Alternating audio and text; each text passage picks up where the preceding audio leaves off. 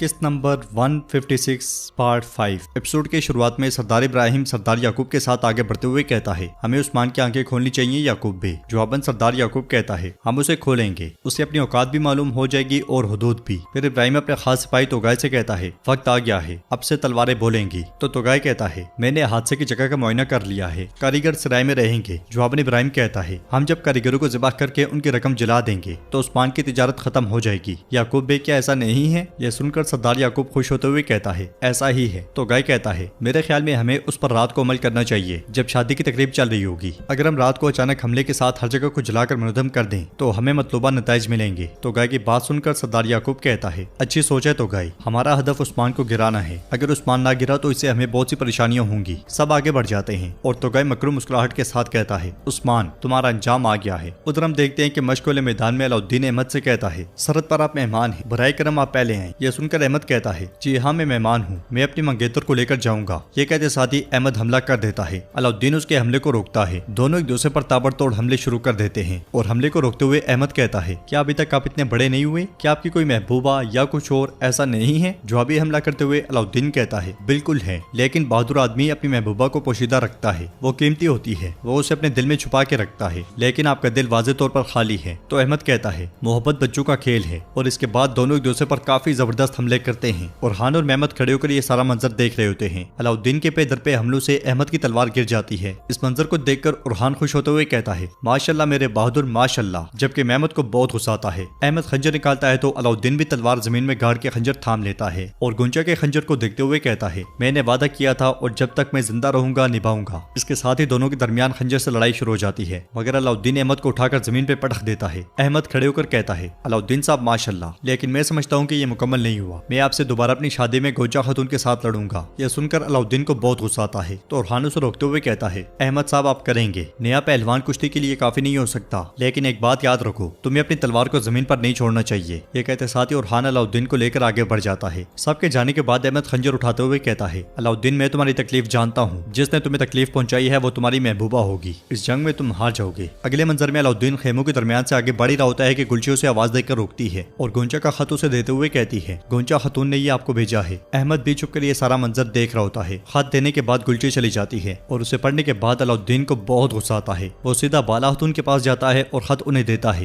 ये देखकर अहमद कहता है, कुछ तो गड़बड़ है। फिर अपने सिपाही तुर्गुत से कहता है, अलाउद्दीन को देखो, जब वो कबीले को छोड़े तो फौरन मुझे बताना। खत पढ़ने के बाद बाला खातून अलाउद्दीन से कहती है, गोंजा कल सेना उब जाएगी है ना? तो अलाउद्दीन कहता है, मैं बाबा के पास जाऊंगा। इसके साथ ही वो दोनों उस्मान साहब की तरफ निकल पड़ते हैं। नाजरीन, इसके बाद हम देखते हैं कोनूर जब सराय में दाखिल होता है तो बुरहान वहाँ पे आंखें बंद किए बैठा होता है। कोनूर पीछे देखते हुए मुसलसल खसरो खसरो पुकार रहा होता है और आगे बढ़कर बुरहान की हालत का जायजा लेता है। तो बुरहान एकदम से खंजर उसके गले पर तान लेता है। फिर उठते हुए कहता है, कोनूर खुशामदीद, मैं तुम्हारा ही इंतजार कर रहा था, तुम अपनी गद्दारी की कीमत अदा करोगे। जवाब में कोनूर कहता है, मैंने धोखा नहीं दिया, लेकिन मैंने अपना रास्ता चुना है। यह सुनकर बुरहान अलमारी की जानिब इशारा करते हुए कहता है, देखो, क्या तुमने अपना रास्ता इनके साथ चुना है? जवाबन कोनूर कहता है, रास्ता वो है जो हक की तरफ लेकर जाता है, ताहम मैंने जोरों पर भरोसा किया, मेरा रास्ता उस्मान साहब के साथ एक ही है। यह सुनकर बुरहान कहता है, कोनूर तुम्हें रास्ते से हटे हुए काफी अरसा हो गया है, अब तुम इस सब की अदायगी करोगे। तो कोनूर बुरहान का हाथ पकड़ते हुए कहता है, तुम मेरी जान ले सकते हो बुरहान, लेकिन मेरी बात गौर से सुनो, उस्मान साहब खतरे में हैं, मेरी मदद करो। बुरहान हैरानगी से पूछता है, कैसा खतरा? तो कोनूर कहता है, इब्राहिम बे, वो मुझे उस्मान साहब से निजात दिलाना चाहता था और मुझे अपने पैरोकारों में शामिल करना चाहता था, यहाँ तक कि उसने अपने कुछ आदमियों को खो दिया। वो कुछ खेल तरतीब दे रहा है, हमें उन्हें बेनकाब करना चाहिए। ये सुनते साथ ही बुरहान खंजर हटा लेता है और मजीद पूछता है, अगर तुमने कोई गलत बयानी की तो?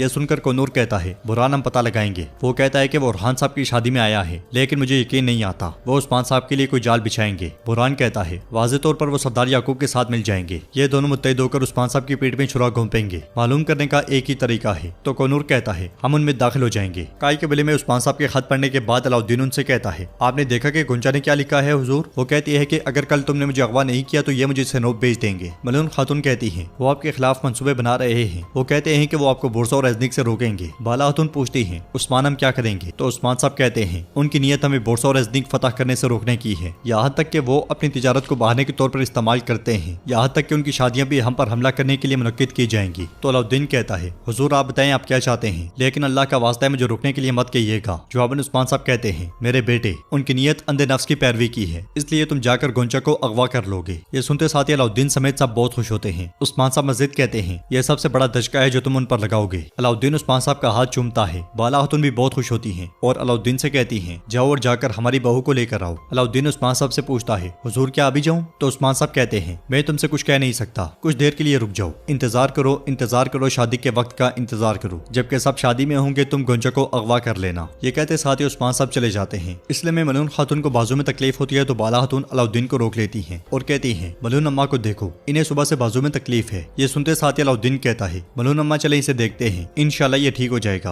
नाज़रीन इसके बाद अगले मंजर में हम देखते हैं सब खवातीन दुल्हन के साथ मौजूद होती हैं। मलून खातून और बाला खातून उसे मेहंदी लगा रही होती हैं। पास खड़ी बाकी खवातीन गा रही होती हैं दुल्हन को देखो इसने हाथों पर मेहंदी लगाई है, दुल्हन को कुछ ना कहना वरना वो तुम सबसे झगड़ के घर वापस चली जाएगी। आपकी मेहंदी मुबारक हो, आप अपने खेमे में खुश रहें। मेहंदी लगाने के बाद बाला खातून और मलून खातून उसके चेहरे से दुपट्टा उठा देती हैं और उसे मुबारकबाद देती हैं। दूसरे खेमे में सरदार याकूब कबायली सदरान के साथ बैठा होता है और उनसे कहता है हजरात इन जरखेज जमीनों में वजूद का रास्ता इत्तेहाद है, ताकत के पीछे इत्तेहाद कायम होता है जो अपनी अंधी ख्वाहिशों की वजह से आवाम को तकलीफ में नहीं डालता। तो एक सरदार कहता है याकूब साहब आप ठीक कहते हैं, बहुत से कबाइल तबाह हुए और बहुत से बहादुर लोग इन ख्वाहिशात की वजह से मर गए। फिर एक और सरदार कहता है सल्जोकी तुर्कमानों के लिए डाहाल थे, वो गिर गए और अब कबाइल का काम मुश्किल हो गया है। फिर एक और कहता है इंशाल्लाह हम उस्मान साहब के साथ तमाम रुकावटों पर काबू पा लेंगे। मगर सरदार याकूब कहता है और मैं आपसे इस बारे में बात करना चाहता था सरदारान, मैं जानता हूँ कि उस्मान साहब ने आपको उनसे बैत करने के लिए बुलाया था, उस्मान की बैत ना करो। यह सुनकर सरदार हैरान रह जाते हैं और एक सरदार कहता है आप ही थे जिन्होंने हमें मुत्तहिद होने के लिए बुलाया, आप ऐतराज क्यों उठा रहे हैं? जवाबन सरदार याकूब कहता है क्योंकि मैं नहीं चाहता कि आप उसके लालच के पीछे छुप जाएं। उस्मान को छोड़ो, मुझसे बैत करो। तुर्कमानों के लिए डाहाल बनने वाली सलाहियत सिर्फ मेरे पास है। मेरा खजाना उस्मान के खजाने से 10 गुना बड़ा है। जंगजू की तादाद उस्मान की जंगजू की तादाद से 4 गुना ज्यादा है। इसके साथ ही उसके कहने पर सिपाही सोने की संदूक लेकर आते हैं जिन्हें खोलते हुए सरदार याकूब कहता है अगर तुम उस्मान की बैत करोगे तो तुम मुसीबत में पड़ जाओगे, अगर तुम मेरे पीछे खड़े होगे तो सब अमीर हो जाओगे, मेरे सोने से खुश रहोगे। ये कहते साथ ही वो संदूक खोल देता है और सरदारान सोना देखने लग जाते हैं। दूसरी तरफ दुल्हन को खेमे से बाहर लाया जाता है। मलून खातून मटका तोड़ते हुए कहती हैं चलो ये निकाह का वक्त है। मगर जैसे वो आगे बढ़ने लगती हैं तो उन्हें बाजू में तकलीफ महसूस होती है और हमें वो लम्हा दिखाया जाता है जब खेमे के अंदर अलाउद्दीन ने सुई चुबा रहा था तो वो कह रही थी मुझे कुछ महसूस नहीं हो रहा। यह सुनकर अलाउद्दीन ने कहा था माँ ये फालज है, ये आपके बाजू से शुरू हुआ है और फिर अल्लाह ना करे आपके पूरे जिस्म में फैल सकता है, आपको फौरन शिफाखाने जाना चाहिए। मलून खातून ने परेशान होते हुए कहा था शादी खत्म होने तक किसी से कुछ ना कहना, खासकर उरहान को फिक्र होगी, जब वक्त आएगा तो मैं उस्मान को बताऊंगी। ये कहते हुए उनकी आंखें नम हो गई थी। इस ख्याल के बाद वो बाला खातून के साथ आगे बढ़ जाती हैं। दूसरे खेमे के अंदर मलका खातून इब्राहिम सरदार से कहती हैं इब्राहिम भाई हमने जो सुना है वो सच है। अलाउद्दीन साहब और गोंचा खातून एक दूसरे से मोहब्बत करते हैं, सरहदों में कोई ऐसा नहीं जिसे इस बात का इल्म ना हो। तो अहमद कहता है ये वाज़ेह था माँ। यह सुनकर सरदार इब्राहिम अहमद से कहता है तुम गोंचा से शादी करके अपने फरीजे को पूरा करोगे अहमद, ये रियासती मामला है, दिल का मामला नहीं, ये मत भूलना। फिर मलका कहती है अगर उस्मान के बेटे ने अहमकाना हरकत करने की कोशिश की तो क्या होगा,